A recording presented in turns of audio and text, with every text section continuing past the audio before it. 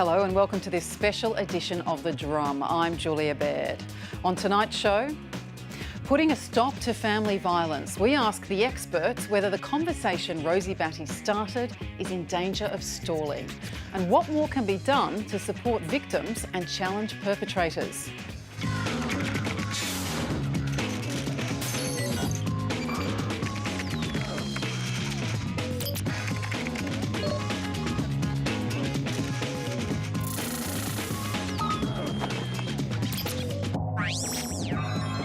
And joining me on this evening's panel, domestic violence survivor Lisa McAdams, who now advises businesses on domestic violence awareness. Welcome.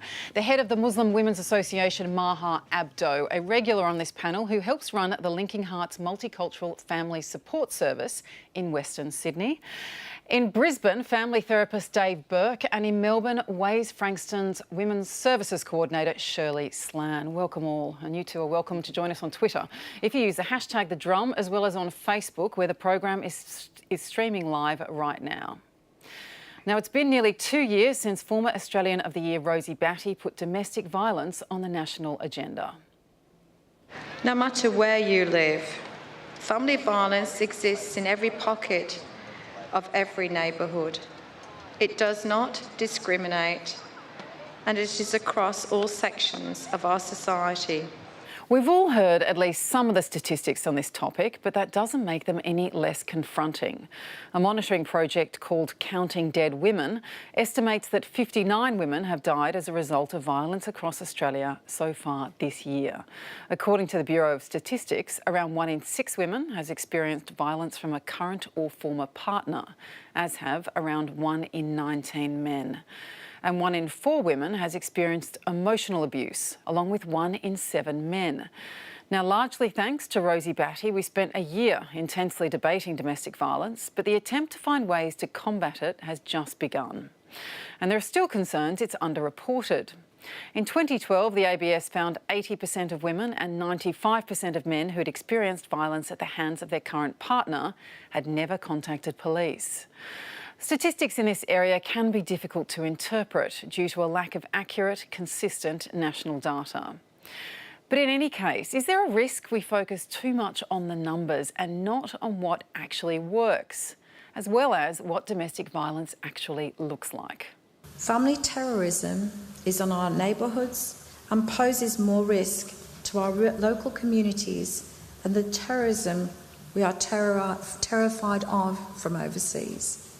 We have to readjust our priorities.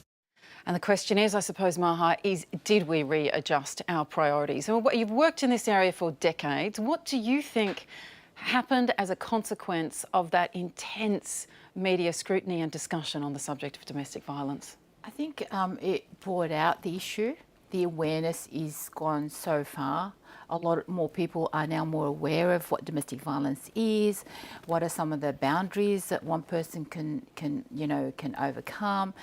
Children are a lot more aware, and I think it's given men a little bit more awareness of their own actions as well, and what it means to respect women and overcome some of those issues that they couldn't deal with before. So awareness is one thing, but then action on the ground is something else. So how have you seen that awareness play out then? Because there's been an high increase number of referrals coming through from young women, from older women. We've got the different age groups now coming through and identifying as being victims of domestic violence and are aware of some of their rights, some of their responsibilities. But the services haven't increased on the ground.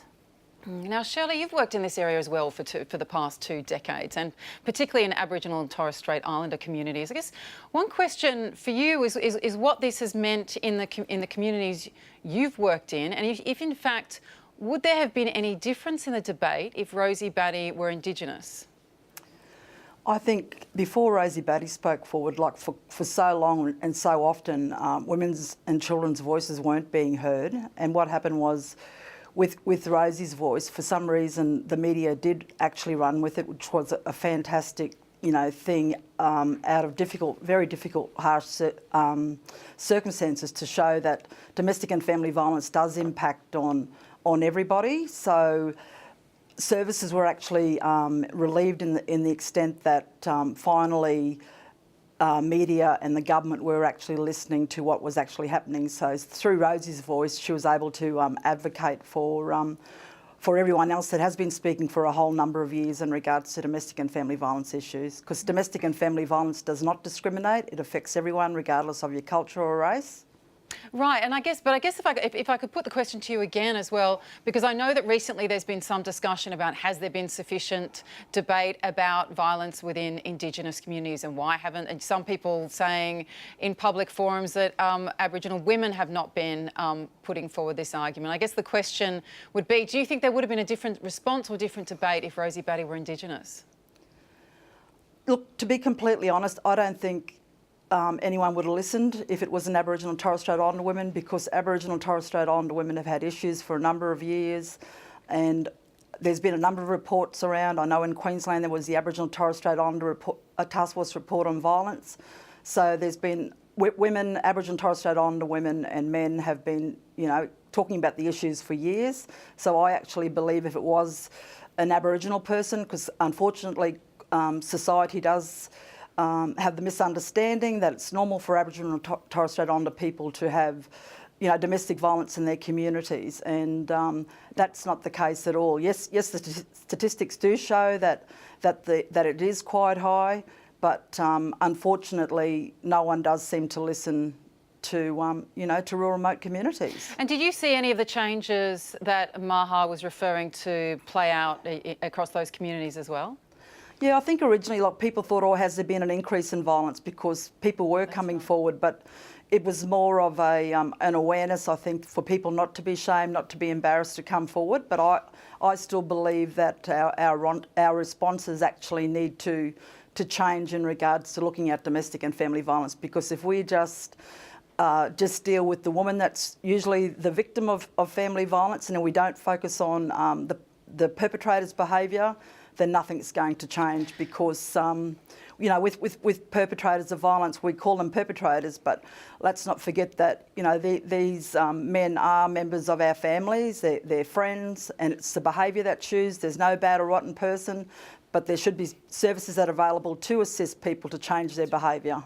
Yes, I really want to come back to that, because I know it's an important point that you make about perpetrators and also your work with the entire family in question there. But I want to bring Dave in now. Dave, what do you think occurred last year in the way we understand domestic violence, and do you think we do properly understand it now? Well, first, thanks for having me on, but I think with Rosie Batty, I work in a program that is called Renew. That's a joint program with Corinity and the Domestic Violence Action Center in Ipswich. And we were actually talking about this. It works with mothers and sons. And we were sort of talking about this in group before one of our groups started.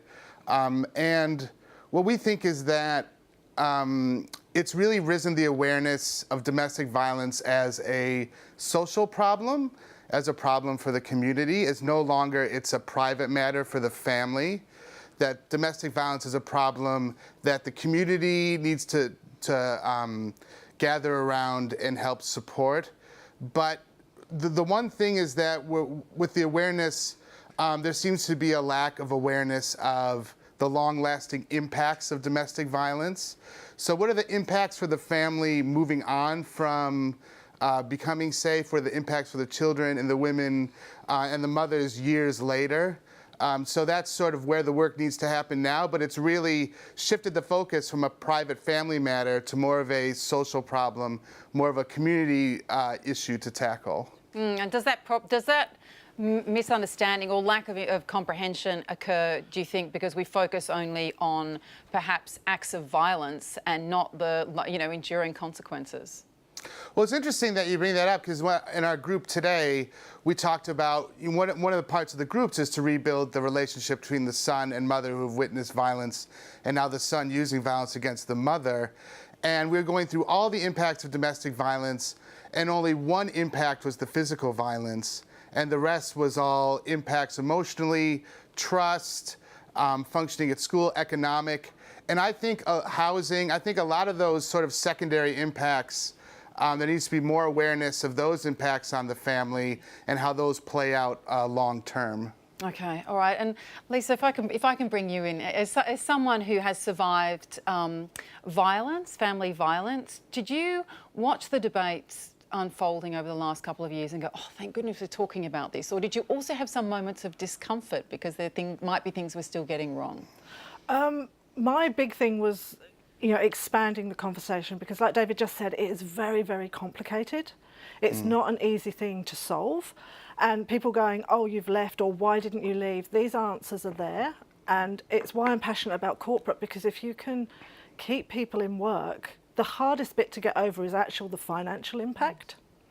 And once you haven't got that, I mean, there's programs you can go on, but you're dealing with poverty.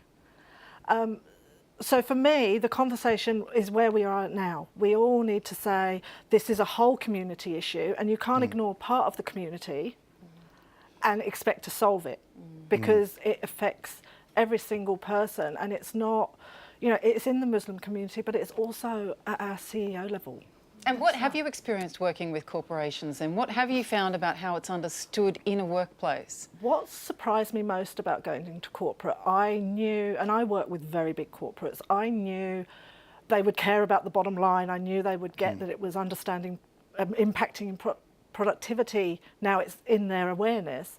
But what I didn't expect is just how much they care. And genuinely care. They can see what is happening. They want their customers, they want their staff to feel safe.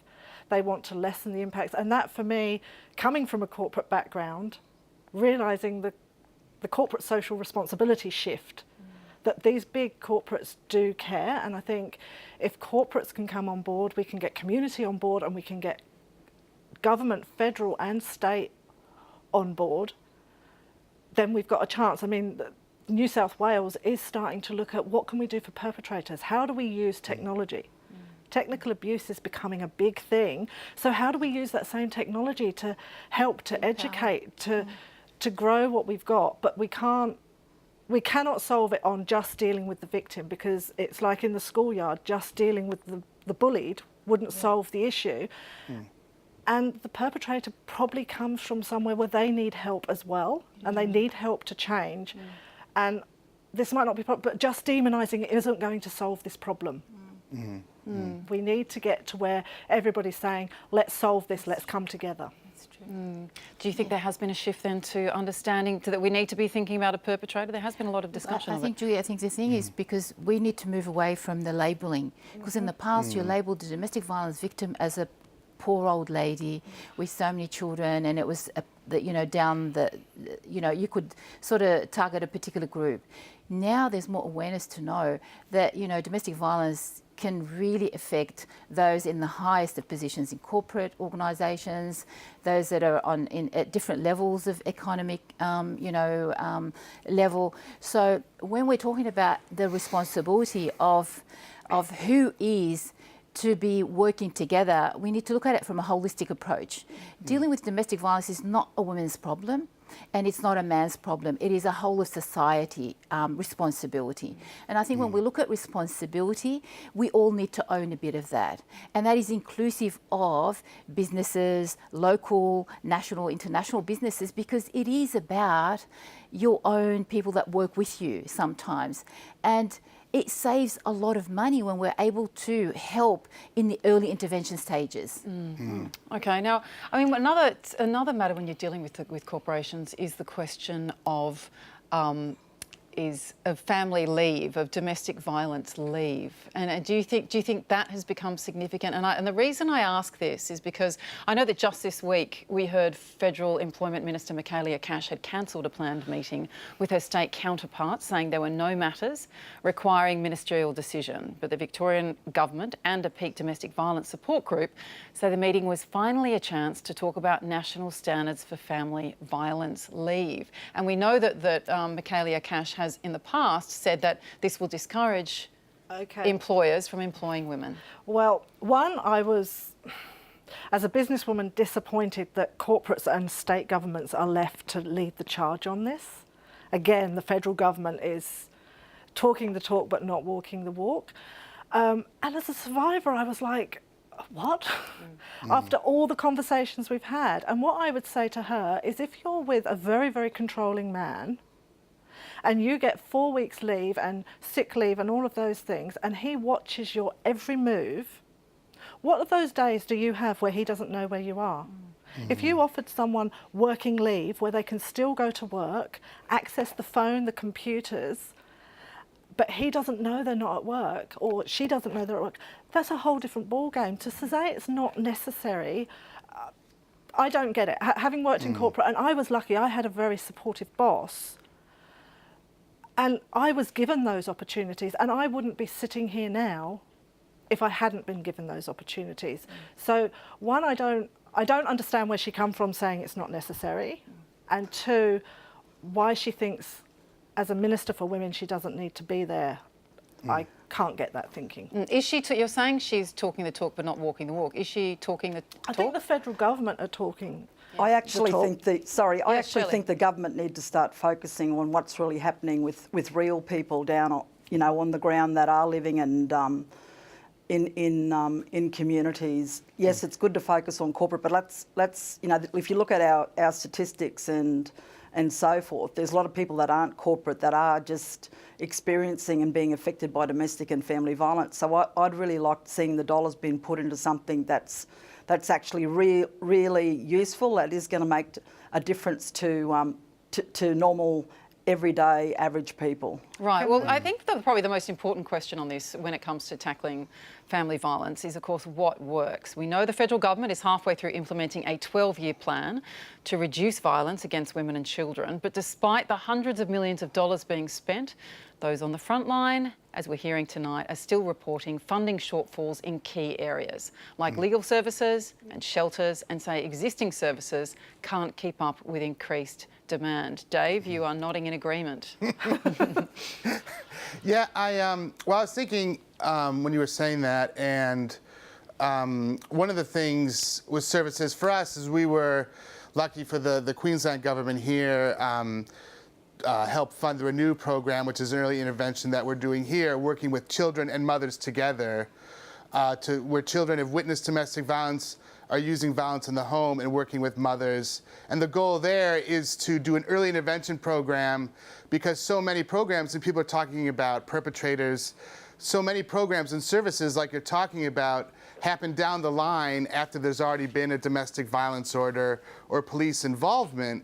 And what we want to try and do is, if the sons are using violence in the home now against the mother, we're trying to get in there now and help rebuild that relationship to reduce the risk of violence later on. And Right. I think Now, this is a world first program, isn't it? It's being, this is a world first global trial. Do you have evidence that this approach works? Well, as a world first program, we're sort of laying the foundation for other programs to follow. I guess it's based off of evidence around attachment trauma and DV perpetrator programs. So it's sort of bringing in the best practices of those and combining them. Because what we want to do, and what people have said, is if you just work with one party in isolation, you're not going to get anywhere. And it goes back to that awareness of DV as a complex issue. And a lot of focus is on the event and trying to work on complexity. I think I fully agree with that program, but I think we need to start thinking innovatively. We need to start doing things differently, so that we can actually, get the right outcome that we want to get, different outcomes. Because if we're looking at a holistic approach, we need to bring in the men in this. The perpetrators have to start coming into the programs. I think, the government has been consulting over the last year. They've been having roundtables, and I've been in some of those roundtables, and the same issues have been raised over and over again. So it's so important that I agree. We need to look at the grassroots level stuff as well. So what's that going to look like? Will it mean that women who are victims of domestic violence will stay in the home, for example? Well, that's the best program. There are programs at the moment that are running in New South Wales, and they've been working amazingly well, where you, instead of picking the mum and the children out in the middle of the night and then leaving them, taking them and plucking them out, you will keep them home. It's stay home and be safe and supported. But at the moment, there are no programs to support the perpetrator. So there's no case management approach.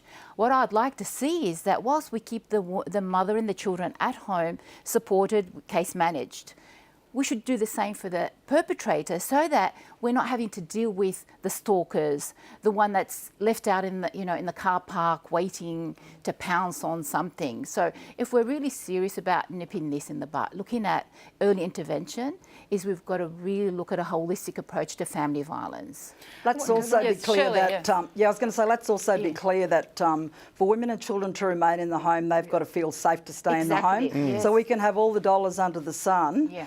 And before, when we were talking about family violence, about about sons being abusive towards their mothers, we know this, but statistics show that the highest form of domestic and family violence is intimate spousal relationship between a man and a woman, and those dynamics are different between a mother and a son. And I know how difficult it is, like for a mother to for that relationship difference in regards to reporting violence against a son and so forth.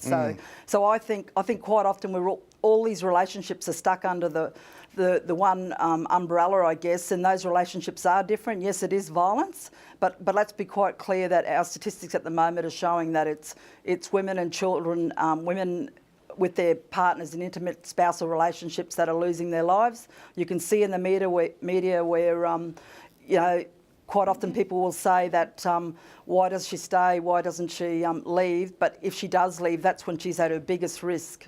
Yes, Lisa.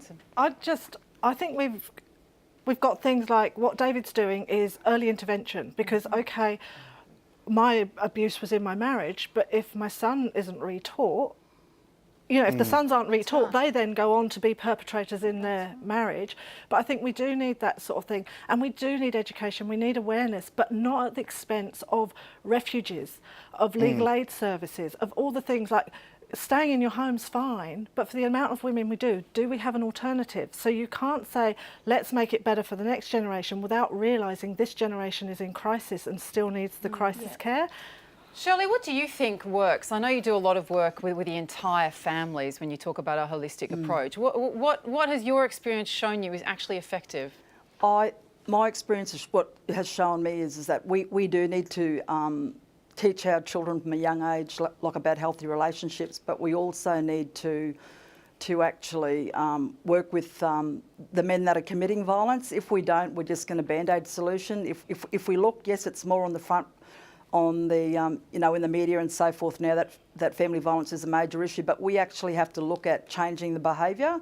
That we talk about government and everyone talks about accountability, but what's the actual meaning behind accountability? Because if it's about increasing penalty rates and laws, it shows that prison doesn't work. Yes, we know that jail, sometimes has to be used, but that should be the last point of call, not the first point of call. So I believe it's about trying to work with the men to educate the men about their behaviour, but giving them that first opportunity, I guess. Like if we look, every communities may not all have like services put in place to assist, but there's always someone getting in trouble with the legal system or so forth. So if they're able to implement plans that a person is to attend an education program or talk to someone, because not everyone's got a men's behaviour change program, and really there's not enough research around whether they actually do work at the moment. But I think it's working with the men, talking to the women about their options, what's available, and I think if we focus on the whole family, if we focus on the effects of domestic and family violence on children, I think we'll get a breakthrough, because regardless of whether you're a perpetrator of violence or a victim, children are the main common denominator in regards to both parents wanting to look after the children. So I think if we go from the angle, the impact that violence has on children as well as the whole family, and that yes, their behaviour is against the law. However, we want to work with you about changing your behaviour, and if you don't, then of course there's the laws in place and we have to do whatever, but we have to try to look at breaking that cycle. Look, I agree with you, Shirley. I think I know exactly what you're talking about. I think, but from what I'm saying is that one size doesn't fit all, and we need to be aware of that. And exactly what you're saying, the early intervention stuff, working with the men, working with the perpetrators, and then it's really not just about changing behaviour of the today. It's about role modelling that. And I know the great work that you're doing, and here with the Linking Hearts program that we're doing in the multicultural sphere. You know, there's so much goodwill out there and so many good practices that have been done that we need to look at it. We need to really map out and see what's really happening out there. There's a lot of good. And so to take out the best of everything and realise, you know, that together we can make a difference, and the early intervention, the prevention stuff. But you need to look at the affordable housing stuff as well. Look, this is the subject, and one of the reasons we're talking about it tonight is because as our show goes to air, federal, state and territory leaders are preparing to meet in Brisbane for a major summit on exactly this subject. Headed by Prime Minister Malcolm Turnbull and Queensland Premier Anastasia Palaszczuk, the summit will look at the effect of domestic violence on children, what role technology plays in abuse, and how we can change perpetrator behaviour.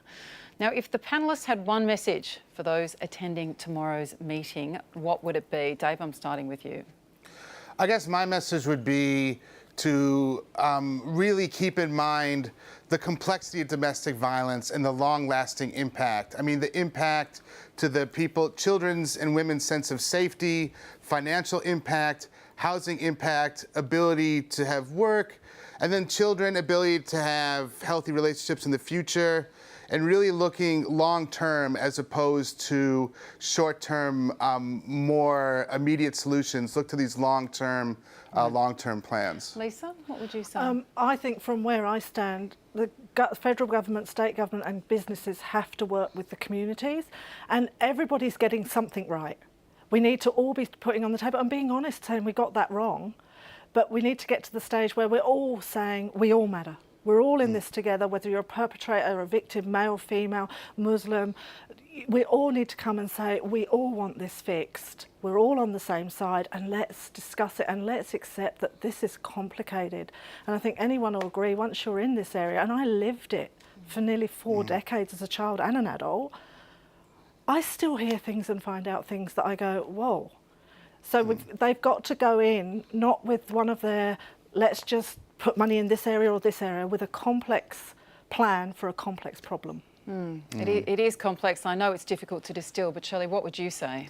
I believe continue to fund services for women and children, but start funding services to work with men that commit family violence, because unless we work with the men that are using violence, nothing's going to change.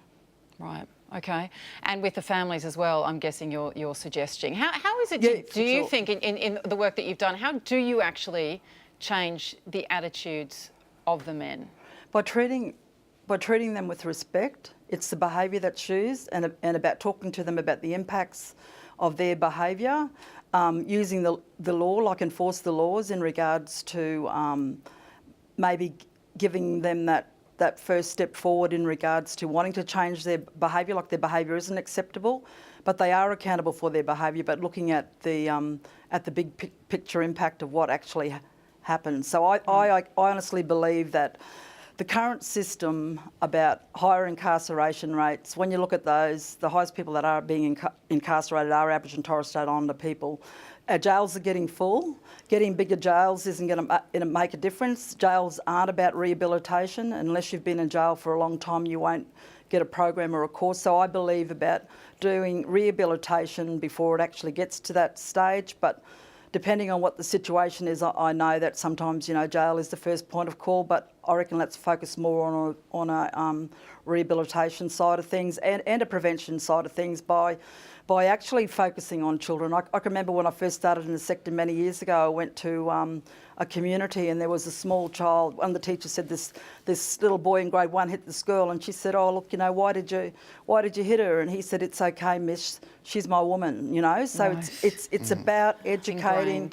Our children are watching us, and it's about teaching at a very young age. But I still believe in all my heart that if we focus on the effects on children and also what they're doing to their families, and looking at the underlying issues. Yes. Now, Maha, what would you say? And I know that funding has been important to you as well. Like, how much do you need? Better targeted funding or more of it? I think funding is one thing, but we need to look at as well what has been working, and not to throw everything out. When we do reforms, not to sort of throw out the last 35 years in that sector. To actually bring it forward, look at what's worked, and understand and know that the early intervention programs can be done in parallel to what we're working with in crisis, because we still need more funding for crisis intervention.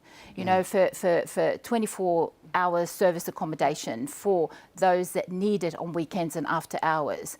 So we can't just have one size and say 9 to 5. Domestic violence doesn't take place from 9 to 5 sometimes.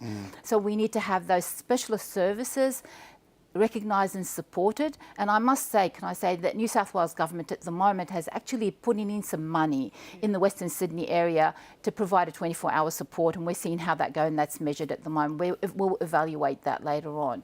Okay, we're going to have to end there now for The Drum. Thanks so much to our panel, all of whom are doing such important work in this area. Lisa McAdams, Maha Abdo, Dave Burke and Shirley Slam. Tomorrow we'll bring you an update on the COAG Domestic Violence Summit, and former Disability Discrimination Commissioner Graham Innes joins the panel. We'll see you then.